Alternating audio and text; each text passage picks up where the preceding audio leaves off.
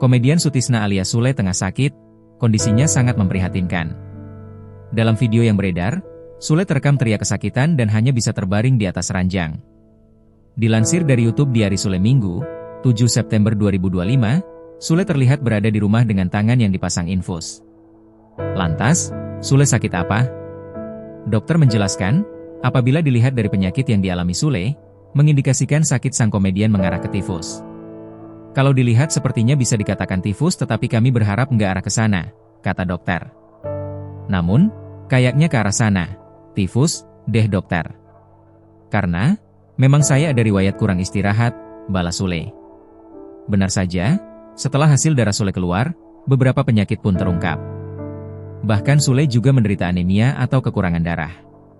Perawat tersebut meminta Sule harus dirujuk ke rumah sakit agar mendapatkan penanganan yang baik.